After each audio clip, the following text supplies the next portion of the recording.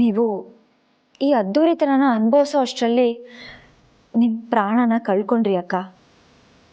ಆದರೆ ಇದಕ್ಕೆ ಅವ್ರು ಶಿಕ್ಷೆ ಅನುಭವಿಸ್ತಾರೆ, ಖಂಡಿತ ಅನುಭವಿಸ್ತಾರೆ. ಆದರೆ ನಿಮ್ಮ ಸಾವಿಗೆ ಸರಿಯಾಗಿ ಒಂದು ಅರ್ಥ ಸಿಗಲಿಲ್ಲ. ನಿಮಗೆ ಸರಿಯಾಗಿ ಅಂತ್ಯ ಸಂಸ್ಕಾರ ಮಾಡಲಿಲ್ಲ, ದೀಪ ಹಚ್ಚಲಿಲ್ಲ, ಯಾರೂ ಕೂಡ ಧೂಪನೂ ಹಾಕಲಿಲ್ಲ. ಆದರೆ ಇದು ನಿಮ್ಮ ಸಾವಿಗೂ ಮೀರಿದ ಅನ್ಯಾಯ ಅಕ್ಕ. ನೀವಿಲ್ಲ ಅನ್ನೋ ವಿಷಯ ನನ್ನ ಗಂಡಂಗೆ ಗೊತ್ತಿಲ್ಲ. ಆದರೆ ಒಂದಲ್ಲ ಒಂದಿನ ಗೊತ್ತಾಗುತ್ತೆ. ಆದರೆ ಗೊತ್ತಾಗೋ ಹಾಗೆ ನಾನು ಮಾಡ್ತೀನಿ, ಖಂಡಿತ ಮಾಡ್ತೀನಿ. ಈ ಜೀವನ ನೀವು ಕೊಟ್ಟಿರೋ ಭಿಕ್ಷೆ ಅಕ್ಕ. ಇದನ್ನು ನಾನು ಬರುವಾಗ ಬದಲಾಯಿಸ್ಕೋತೀನಿ, ಖಂಡಿತ ಬದಲಾಯಿಸ್ಕೋತೀನಿ. ನನ್ನ ಗಂಡನ್ನ ನಾನು ತುಂಬ ಚೆನ್ನಾಗಿ ನೋಡ್ಕೋತೀನಿ. ನಿಮ್ಮ ಆತ್ಮಕ್ಕೆ ಶಾಂತಿ ಸಿಗಬೇಕು ಅಕ್ಕ. ಅದಕ್ಕೆ ಮನೆ ಜನ ಎಲ್ಲರೂ ನನ್ನ ಜೊತೆ ನಿಲ್ತಾರೆ.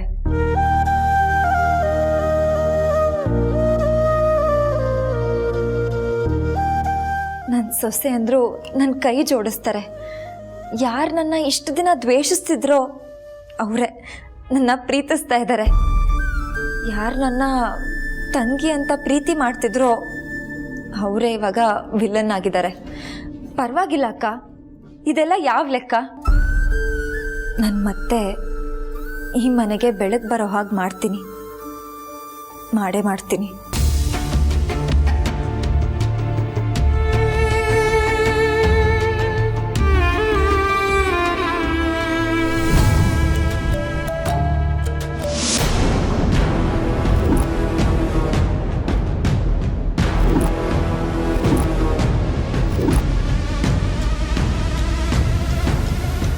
ಏಯ್, ಯಾಕೆ ನಾನು ಇನ್ನೂ ಬದುಕೇ ಇದ್ದೀನಿ, ಆಗಲೇ ನನ್ನ ಫೋಟೋಗೆ ದೀಪ ಹಚ್ತಿದ್ಯಾ? ಬದುಕಿರೋದಾ ನೀನಾ? ನಿನ್ನ ಮನಸ್ಸಲ್ಲಿ ಮನುಷ್ಯತ್ವ ಇವತ್ತು ಸತ್ತು ಹೋಯ್ತೋ ಅವತ್ತೇ ನೀನು ಸತ್ತು ಹೋದೆ ಪ್ರಾರ್ಥನಾ. ಎಕ್ಸ್ಕ್ಯೂಸ್ ಮೀ, ನಾನು ಪ್ರಾರ್ಥನಾ ಅಲ್ಲ, ಅಂತರ, ಈ ಮನೆ ಯಜಮಾನಿ. ನಾನು ಸ್ವಲ್ಪ ಜಾಸ್ತಿನೇ ರೆಸ್ಪೆಕ್ಟ್ ಎಕ್ಸ್ಪೆಕ್ಟ್ ಮಾಡ್ತೀನಿ. ಅಂತರ ಅಕ್ಕನ ಜೀವನ ಎರಡೂ ಮುಗಿಸಿ ಇವಾಗ ರಾಕ್ಷಸಿ ರೂಪದಲ್ಲಿ ಬಂದು ನಿಂತಿದ್ಯಲ್ಲ, ನಿನ್ಗೆ ಯಾವ ಮರ್ಯಾದೆ? ಹೌದಲ್ವಾ? ಕರೆಕ್ಟ್, ನೀನು ಹೇಳೋದು ಕರೆಕ್ಟ್. ಅದೇನು ಕೇಳಿ ತಗೊಳ್ಳೋದಕ್ಕೆ ಸಾಲನ? ಮರ್ಯಾದೆ ಅದು ತಾನಾಗೇ ಬರಬೇಕು. ಅದೇ ಲೋನ್ ತಗೊಳ್ಳಿ ಅಂತ ಫೋನ್ ಕಾಲ್ ಬರುತ್ತಲ್ಲ, ಆ ಥರ ಅಲ್ವಾ? ನೋಡಲಿಲ್ಲ, ನಾನು ಈಗಲೂ ನಿನಗೊಂದು ಅವಕಾಶ ಕೊಡ್ತೀನಿ. ಇವತ್ತು ರಾತ್ರಿವರೆಗೂ ಯೋಚನೆ ಮಾಡು. ಇಷ್ಟು ದಿನ ನಾನು ಮಾಡಿದ್ದೆಲ್ಲ ಒಂದು ಕೆಟ್ಟ ಕನಸು ಅಂತ ಮರೆತು ಸಾರಿ ಕೇಳಿಕೊಂಡು ಸೋಲೊಪ್ಕೊಂಡು ನೀನಾಗ ನೀನೇ ಮನೆ ಬಿಟ್ಟು ಹೋಗ್ತಾ ಇರು. ಆಗ ನಿನಗೂ ನಿನ್ನ ಸಂಸಾರಕ್ಕೂ ಸೇಫ್ಟಿ.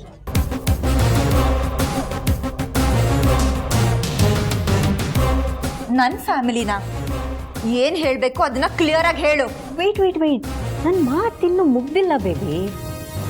ನಾನು ಹೇಳ್ದಂಗೆ ಕೇಳಿ ಮನೆ ಬಿಟ್ಟು ಹೋಗಲಿಲ್ಲ ಅನ್ಕೋ, ನಾಳೆ ಬೆಳಗ್ಗೆ ಹುಟ್ಟೋ ಸೂರ್ಯನ ಬೆಳಕು ನಿನ್ನ ಕಣ್ಮೇಲೆ ಬಿದ್ದಿದ ತಕ್ಷಣ ನೀನು ಸುಟ್ಟು ಬೂದಿ ಆಗೋಗ್ತೀಯ.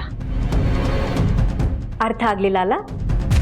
ನೋಡು, ಸೂರ್ಯ ಪ್ರತಿದಿನ ಹುಟ್ತಾನೆ, ಆದರೆ ಮಾನ, ಮರ್ಯಾದೆ, ಘನತೆ, ಗೌರವ ಅದೆಲ್ಲ ಪದದ ಅರ್ಥದ ಪರಿಚಯನೂ ಇಲ್ಲ ಬಿಡು ನನಗೆ. ಈ ಮಿಡ್ಲ್ ಕ್ಲಾಸ್ ಅವ್ರು ನೀವು, ನಿಮ್ಗೆ ಅದ್ರ ಬಗ್ಗೆ ಚೆನ್ನಾಗಿ ಗೊತ್ತಿರುತ್ತೆ. ಅದೆಲ್ಲ ಸುಟ್ಟು ಬೂದಿ ಆಗ್ಬಿಡುತ್ತೆ ಅಂತಿದ್ದೀನಿ. ಏನಂತ್ಯಾ? ಈ ತುದಿಯಿಂದ ಆ ದಡಕ್ಕೆ ಸೇರಬೇಕು ಅಂತ ನಿರ್ಧಾರ ಮಾಡಿದ್ಮೇಲೆ ನೀರು ಬಿಸಿ ಆದರೂ ಇರಲಿ, ತಣ್ಣಗಾದ್ರೂ ಇರಲಿ, ಈಚ್ತಾ ಇರೋದೆ ದಡ ಸೇರ್ತಾ ಇರೋದೆ. ವಾ ವಾ ವಾ ವಾ ವಾ ವಾ ವಾರೆ ವಾ, ಏನು ಕಾನ್ಫಿಡೆನ್ಸು! ಈ ಕಾನ್ಫಿಡೆನ್ಸು ಸಿಂಗಲ್ ಆಗಿದ್ದಾಗ ಓಕೆ, ಆದರೆ ಜೊತೇಲಿ ಹೆತ್ತವರು, ಸಾಕ್ತವರು, ಒಡ ಹುಟ್ಟವರು ಎಲ್ಲ ಇದ್ದಾಗ ಮನ್ಸು ಕೇಳಲ್ಲ, ಸ್ವಲ್ಪ ಭಯ ಪಡುತ್ತೆ. ಏಯ್, ನಿನ್ಗೆ ಅವಳೆ ಹೆದರೋದು?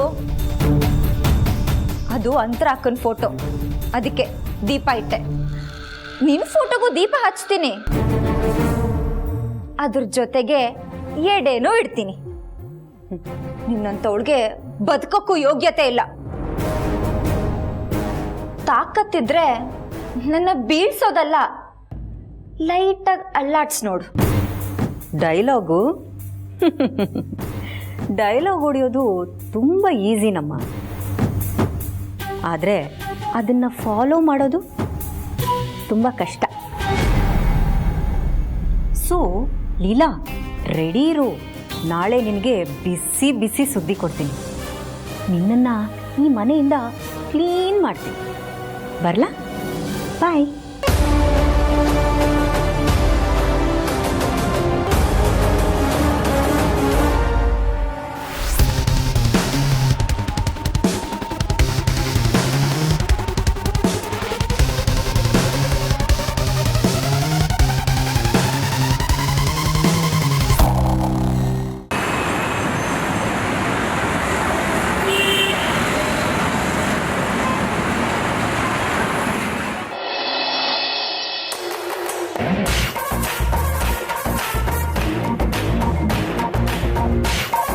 ಪ್ರಾರ್ಥನಾ ಅಂತರ ಮೇಡಮ್ ಅಲ್ಲ ಅಂತ ಪ್ರೂವ್ ಮಾಡೋದಕ್ಕೆ ಕೆಲವೊಂದು ಫೈಲ್ಸ್ ಚೆಕ್ ಮಾಡಿ ಪಾಯಿಂಟ್ಸ್ ಹಾಕಾಯಿತು. ವಿಶ್ವರೂಪ ಎಲ್ಲೋದ್ರು? ಅವ್ರಿಗೂ ಇದೇ ಕೆಲಸ ಹೇಳಿದ್ರಲ್ಲ, ಅದೇನು ಮಾಡ್ತಿರ್ತಾರೋ ಏನೋ, ಪಾಯಿಂಟ್ಸ್ ಹಾಕಿದಾರೋ ಇಲ್ಲೋ. ಒಂದು ಪಾಯಿಂಟ್ಸ್ ಇದೆ, ಬರ್ಕೊಂಡ್ಬಿಡ್ತೀನಿ.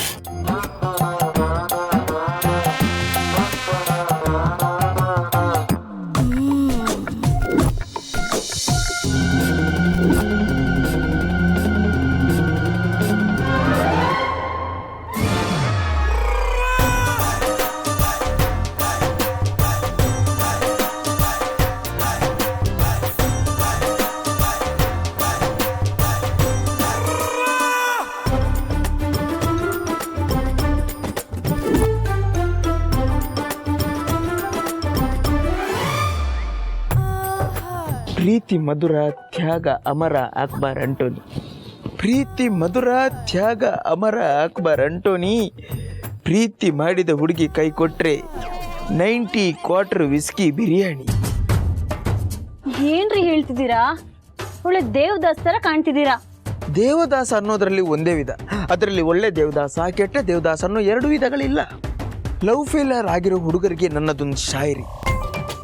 ಪ್ರೀತಿಯಲ್ಲಿ ಮೋಸ ಹೋದ ಹುಡುಗರು ಆಗುತ್ತಾರೆ ದೇವದಾಸ, ಪ್ರೀತಿಯಲ್ಲಿ ಮೋಸ ಹೋದ ಹುಡುಗರು ಆಗುತ್ತಾರೆ ದೇವದಾಸ, ಆದರೆ ಹುಡುಗಿರು ಅವರು ಮೊದಲಿಂದನೂ ರಾಕ್ಷಸ ದಾಸ. ಅಯ್ಯೋ, ನಿಮ್ ಶಾಯರ್ಗೆ ಇಷ್ಟು ಬೆಂಕಿ ಯಾಕ? ಬೆಂಕಿ ಬೆಂಕಿ ಎಂದರೆ ಹುಡುಗರ ಎದೆಯಲ್ಲಿ ಉರಿಯುತ್ತಿರುವ ಜ್ವಾಲೆ. ಬೆಂಕಿ ಎಂದರೆ ಹುಡುಗರ ಎದೆಯಲ್ಲಿ ಉರಿಯುತ್ತಿರುವ ಜ್ವಾಲೆ. ಒಮ್ಮೊಮ್ಮೆ ಅನ್ಸುತ್ತೆ ಎಲ್ಲ ಬಿಟ್ಬಿಟ್ಟು ಹಾಕೊಂಡ್ಬಿಡೋಣ ಅಯ್ಯಪ್ಪ ಸ್ವಾಮಿ ಮಾಲೆ. ಸ್ವಾಮಿ ಶರಣಮಯ್ಯಪ್ಪ. ರೀ, ಯಾಕ್ರಿ ನಂಗೆ ಕಾಟ ಕೊಡ್ತಿದ್ದೀರಾ?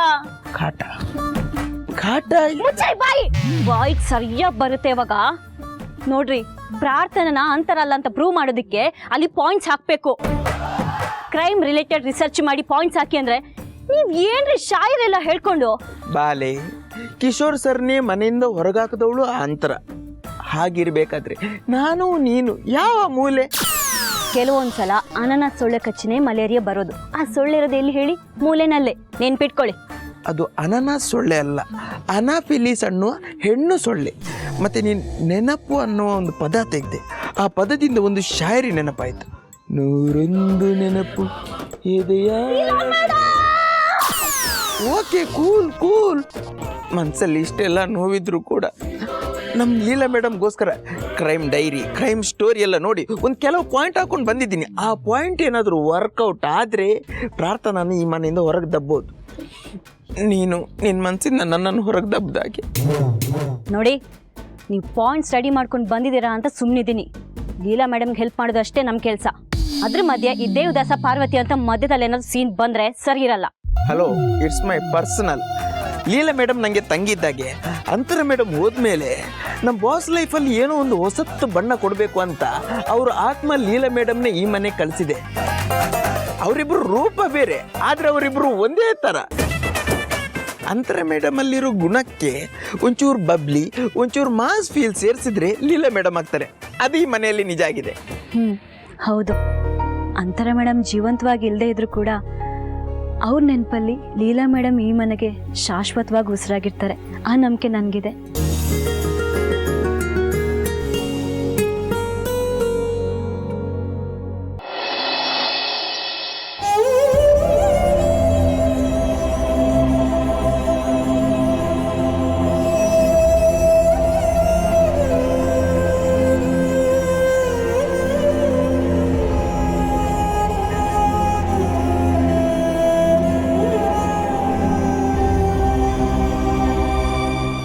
ಕೌಸಲ್ಯ,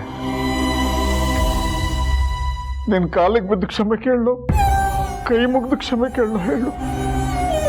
ಏನ್ ಮಾಡಿದ್ರೆ ಸರಿ ಹೋಗ್ತೀಯ ನೀನು? ನಿನಗೆ ಬೈದೆ, ಹೊಡೆದೆ, ಆಡಬಾರದನ್ನೆಲ್ಲ ಹೇಳಿದೆ. ಆದರೆ ಸತ್ಯ ಗೊತ್ತಾದ ಮೇಲೆ ಬೆಂದು ಹೋಗ್ತಾ ಇದ್ದೀನಿ ಕಣೆ. ಏನ್ ಮಾಡ್ಲಿ ಹೇಳು? ಅಂತ ದೊಡ್ಡ ಮಾತಾಡ್ಬೇಡ್ರಿ.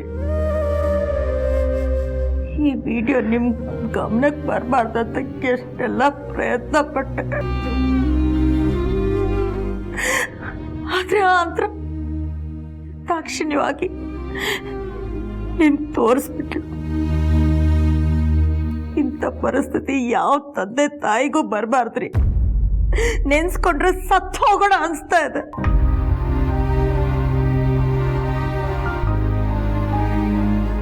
ನೀನೇನೋ ಸತ್ಯನೇ ಹೇಳಿದೆ, ಆದ್ರೆ ಅಂತರ ಹೀಗೊಂದು ವಿಡಿಯೋ ಇಟ್ಕೊಂಡು ನಮ್ಮನ್ನ ಬ್ಲ್ಯಾಕ್ ಮೇಲ್ ಮಾಡ್ತಾ ಇದ್ದಾಳೆ ಅಂತ ಒಂದೇ ಒಂದ್ಸಲ ನನ್ನ ಹತ್ರ ಹೇಳಿದ್ರೆ ನಾನು ನಿನ್ ಪರವಾಗಿ ಗಟ್ಟಿಯಾಗಿ ನಿಲ್ತಾ ಇದ್ದೆ ಅಲ್ಲ ಕೌಸಲ್ಯ.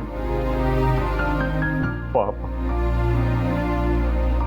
ಇದೊಂದು ಸತ್ಯನ ಹೊಟ್ಟೆಲಿ ಇಟ್ಕೊಂಡು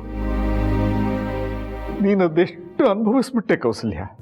ದಡ್ರು ಅಮಾಯಕರು ಬುದ್ಧಿವಂತರಿಗೆ ಬಲಿಯಾಗೋದೇ ಹೀಗೆ ರೀ. ಅವರಷ್ಟು ತಲೆ ನಮಗಿರಲ್ಲ, ನಮಗಿರೋ ಮಾನ ಮರ್ಯಾದೆ ಅವ್ರಿಗಿರಲ್ಲ. ಎಲ್ಲ ಗೊತ್ತಿತ್ತು, ಯಾರ ಮುಂದೆನೂ ಬಾಯಿ ಬಿಡಕ್ಕಾಗದೇ ಇರೋಂಥ ಪರಿಸ್ಥಿತಿಲಿ ಇದ್ದೀವಿ ನಾವು. ಆ ಅಂತರ ನಮ್ಮ ಎದುರಿಗೆ ಒಂದು ಬಲೆನ ಹೆಣ್ದು ಬಿಟ್ಟಿದ್ದಾಳೆ. ಇಷ್ಟು ದಿನ ಅದ್ರಲ್ಲಿ ನಾನು ಒಬ್ಬಳೆ ಬಿದ್ದು ಒದ್ದಾಡ್ತಿದ್ದೆ. ಈಗ ನೀವು ಆ ಬಲೆಗೆ ಬಂದು ಸಿಕ್ಕಾಕೊಂಡ್ಬಿಟ್ಟಿದ್ದೀರಲ್ಲ. ಇನ್ನು ಮುಂದೆ ನಮ್ಮ ಸುಖ ಸಂತೋಷ ಎಲ್ಲ ಹಾಳಾಗೋಯ್ತು. ಏನು ಮಾಡಕ್ ಆಗದೆ ಇರೋಂಥ ಪರಿಸ್ಥಿತಿಯಲ್ಲಿ ಬಂದು ಬಿದ್ದಿದ್ದೀವಿ ನಾವು. ಹೌದು ಕೌಸಲ್ಯ, ಅಂತರ ಆ ವಿಡಿಯೋವನ್ನು ಒಂದು ದೊಡ್ಡ ಬ್ರಹ್ಮಾಸ್ತ್ರ ಇಟ್ಕೊಂಡು ಅವಳಿಗೆ ಬೇಕಾದ ಹಾಗೆ ನಮ್ಮನ್ನು ಆಟ ಆಡಿಸ್ತಾಳೆ. ನಾವು ಮಾನ ಮರ್ಯಾದೆಗೆ ಹೆದರಿ ಅವಳು ಹೇಳಿದ ಹಾಗೆ ಆಟ ಆಡಬೇಕಾಗತ್ತೆ. ಇದರಿಂದ ಪಾರಾಗೋದು ಹೇಗೆ ನನಗೊಂದು ತೋಚ್ತಾ ಇದೆ. ಅಂದ್ರಂಗೆ ನಮ್ಮ ಮಗಳ ರೇವತಿ ಏನ್ರಿ ಅನ್ಯಾಯ ಮಾಡಿದ್ಲು? ಅವಳನ್ನ ಕಂಡ್ರೆ ಯಾಕ್ರಿ ಇಷ್ಟೊಂದು ದ್ವೇಷ? ಹೆಚ್ಚು ಕಡಿಮೆ ಆಗಿ ಅಂತರ ಏನಾದರೂ ಆ ವಿಡಿಯೋನ ಹೊರಗಡೆ ಬಿಟ್ರೆ ನನ್ನ ಮಗಳು ಬದುಕಿರ್ತಾಳ. ಅಪ್ಪ ಅಮ್ಮ ಆಗಿ ನಾವು ಬದುಕಿದ್ದು ಸತ್ತ ಹಾಗೇನೆ. ಜಗತ್ತಲ್ಲಿ ಜನ ಯಾವಾಗಲೂ ಆ ಮೊಬೈಲಿನ ಕೈಯಲ್ಲಿ ಹಿಡ್ಕೊಂಡೇ ಇರ್ತಾರೆ. ಇನ್ನೊಬ್ಬರು ವೈಯಕ್ತಿಕ ಬದುಕನ್ನು ಸೆರೆ ಹಿಡಿದು ಸೆರೆ ಕುಡಿದಷ್ಟೇ ಸಂತೋಷ ಪಡ್ತಾರೆ. ಮಾನಸಿಕ ರೋಗಿಗಳು. ಹೆಣ್ಣಿಗೆ ಸಂಸ್ಕಾರದ ಜೊತೆ ವಾಸ್ತವದ ಅರಿವು ಇರಬೇಕು ಕಣೆ. ಯಾವುದು ಸರಿ, ಯಾವುದು ತಪ್ಪು, ಯಾರು ಒಳ್ಳೆಯವರು, ಯಾರು ಕೆಟ್ಟವರು, ಇದನ್ನೆಲ್ಲ ತಿಳ್ಕೊಂಡು ನಡೆಯೋ ಚಾಣಾಕ್ಷತನ ಇರಬೇಕು. ಕಾಡು ಚೆನ್ನಾಗಿದೆ ಅಂತ ಕಾಲಿಟ್ರೆ ಅದರಲ್ಲಿ ನಮ್ಮನ್ನ ಕಿತ್ತು ತಿನ್ನುವಂಥ ಕ್ರೂರ ಮೃಗಗಳಿರ್ತವೆ. ಆ ದೇವ್ ಮನುಷ್ಯ ರೂಪದಲ್ಲಿರೋ ಒಂದು ಕ್ರೂರ ಮೃಗ. ಆದ್ರೆ ಈಗ ಜನ ಹೆಣ್ಣಿಂದೇ ತಪ್ಪು ಅಂತಾರೆ. ಜನರದೇನ್ರಿ ತಪ್ಪು? ನಾಯಿ ಕಚ್ಚಿತು ಅಂದ್ರೆ ನೋಡ್ಕೊಂಡು ನಡಿಬೇಕಾಗಿತ್ತು ಅಂತಾರೆ. ನಾಯಿ ತಪ್ಪು ಅಂತ ಯಾರು ಹೇಳಲ್ಲ.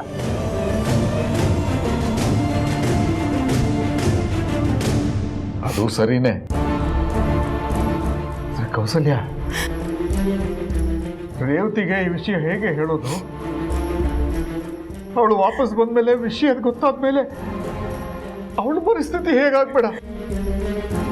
ತಪ್ಪು ತಿದ್ದುಕೊಂಡು ಸರಿಯಾದ ದಾರಿಯಲ್ಲಿ ನಡೆಯಕ್ಕೂ ಆಗದೆ ಇರೋ ಹಾಗೆ ಮಾಡ್ಬಿಟ್ಲಲ್ಲೇ ಆ ಅಂತರ.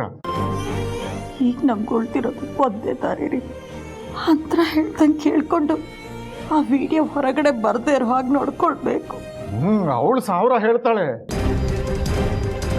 ನಾವು ಅದನ್ನ ಕೇಳ್ಕೊಂಡು ಲೀಲಂಗೆ ಮೋಸ ಮಾಡ್ಕೊಂಡು ಬದುಕ್ಬೇಕಾ?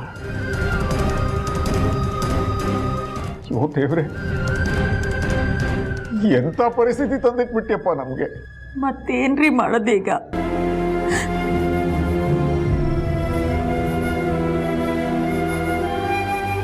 ಅದಕ್ಕೆ ನನ್ನ ಹತ್ರ ಒಂದು ದಾರಿ ಇದೆ.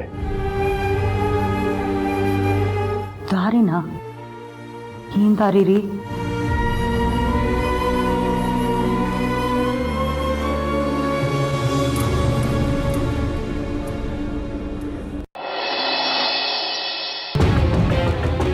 ನೀವಾಗಲಿಂದ ಏನೋ ಹೇಳಬೇಕು ಅಂತ ವೆಯ್ಟ್ ಮಾಡ್ತಾ ಇದ್ದೀರಾ, ಏನು ಹೇಳಿ? ಇದನ್ನು ನಿಮ್ಮ ಹತ್ರ ಹೇಗೆ ಹೇಳಬೇಕು ಅಂತ ನನಗೆ ಅರ್ಥ ಆಗ್ತಾ ಇಲ್ಲ. ಅದೇನೇ ಇದ್ರೂ ನೇರವಾಗಿ ಹೇಳಿ, ದಟ್ಸ್ ಓಕೆ.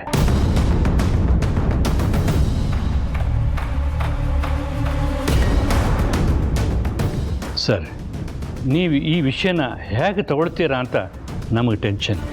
ಬಟ್ ಅಂಥದ್ದು ಏನಾಗಿದೆ? ಪ್ರಾಫಿಟಲ್ಲಿ ಏನಾರ ಪ್ರಾಬ್ಲಮ್ಮಾ ಅಥವಾ ಶೇರ್ ಸರಿಯಾಗಿ ಸಿಗ್ತಲ್ಲ? ದೊಡ್ಡ ಮಾತು. ನೀವು ಬ್ಯಾಂಕಿನ ಫೀಲ್ಡಿಗೆ ಎಂಟ್ರಿ ಆಗಿ ಬ್ಯಾಂಕ್ ತಗೊಂಡ ಮೇಲೆ ನಾವು ನಿಮ್ಮನ್ನು ಹುಡ್ಕೊಂಡು ಬಂದು ನಮ್ಮನ್ನು ಹೂಡಿಕೆದಾರನಾಗಿ ಮಾಡ್ಕೊಳ್ಳಿ, ನಮ್ಮ ಕೈಲಾದಷ್ಟು ಹೂಡಿಕೆ ಮಾಡ್ತೀವಿ ಅಂತ ಹೇಳಿದ್ವಿ. ನೀವು ಎಕ್ಸ್ಪೆಕ್ಟ್ ಮಾಡಿದಷ್ಟು ಎಲಿಜಿಬಿಲಿಟಿ ನಮ್ಮಲ್ಲಿ ಇಲ್ಲದೆ ಹೋದರೂ ನಾವು ಬೆಳಿಬೇಕು ಅಂತ ಉದ್ದೇಶದಿಂದ ನೀವು ನಮ್ಮನ್ನೂ ಸೇರಿಸ್ಕೊಂಡಿದ್ದೀರಾ. ಆದ್ರೀಗ ನೀವು ಸಹಾಯ ಮಾಡಿದಿರಿ ಅನ್ನೋ ಕಾರಣಕ್ಕೆ ನಮಗೆ ಆಗ್ತಿರೋ ಅನ್ಯಾಯನ ನಿಮಗೆ ಹೇಳಲಿಲ್ಲ ಅಂದರೆ ಸರಿಯಾಗಲ್ಲ ಅಂತ ಅನಿಸ್ತು. ಅದಕ್ಕೆ ನಿಮ್ಮ ಹತ್ರ ಮಾತಾಡೋಣ ಅಂತ ಬಂದ್ವಿ. ಅನ್ಯಾಯನ? ಅನ್ಯಾಯನೇ. ಆದರೆ ಒಂದು ಸಲ ಅದನ್ನು ಯಾರು ಮಾಡಿದ್ದಾರೆ ಅಂತ ಕೇಳ್ಕೊಂಬಿಡು. ಕೇಳ್ಕೊಳ್ಳೋದಕ್ಕೂ ಮುಂಚೆ ಹೃದಯನ ಗಟ್ಟಿಯಾಗಿ ಹಿಡ್ಕೊ. ಯಾಕಂದರೆ ಈಗೊಂದು ದೊಡ್ಡ ಬಾಂಬ್ ಸಿಡಿಯುತ್ತೆ. ಆ್ಯಕ್ಚುಲಿ ನೀವು ಯಾರಿಗೋಸ್ಕರ ಬ್ಯಾಂಕ್ ತಗೊಂಡಿದ್ರು ಅವರು ನಿಮ್ಮ ಬ್ಯಾಂಕಿಗೆ, ಐ ಮೀನ್ ನಮ್ಮೆಲ್ಲರ ಬ್ಯಾಂಕಿಗೆ ಮೋಸ ಮಾಡಿದ್ದಾರೆ. ಏನು ಹೇಳ್ತಾ ಇದ್ದೀರಾ? ಮೋಸ ಮಾಡಿದಾರ? ಯಾರು ಮೋಸ ಮಾಡಿರೋದು? ನಿಮ್ಮ ಮಾವ ಚಂದ್ರಶೇಖರ್.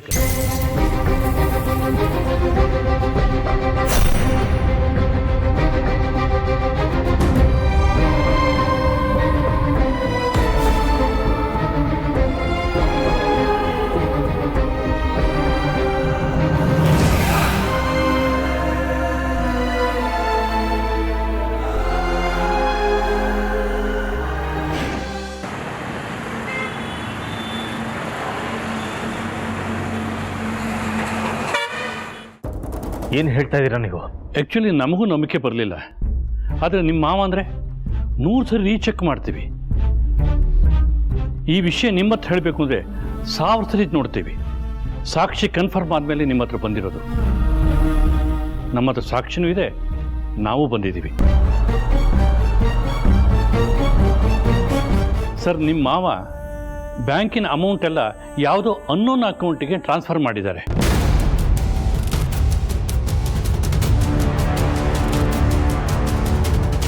ಆ ಅಕೌಂಟು ಟ್ರೇಸ್ ಆಗ್ತಾ ಇಲ್ಲ.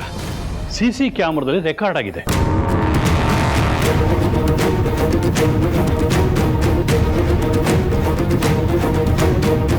ಚಂದ್ರಶೇಖರ್ ಅವರು ಬ್ಯಾಂಕಲ್ಲಿ ಕದ್ದು ಹಣ ಸಾಗಿಸಿದ್ದಾರೆ.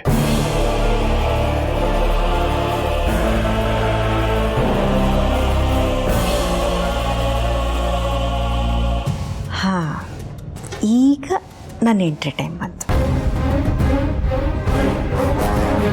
ಮುಚ್ಚ್ರಿ ಬಾಯಿ ಸಾಕು. ಯಾರ ಮನೆಗೆ ಬಂದು ಯಾರ ಬಗ್ಗೆ ಮಾತಾಡ್ತಿದ್ದೀರ? ಚಂದ್ರಶೇಖರ್ ಅಂಕಲ್ ಈ ರೀತಿ ಮಾಡೋದಕ್ಕೆ ಸಾಧ್ಯನೇ ಇಲ್ಲ.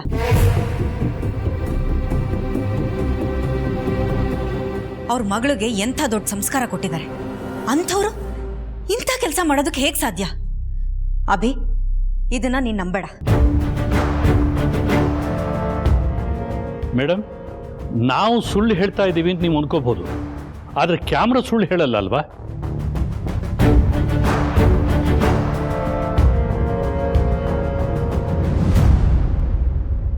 ನೋಡಿ,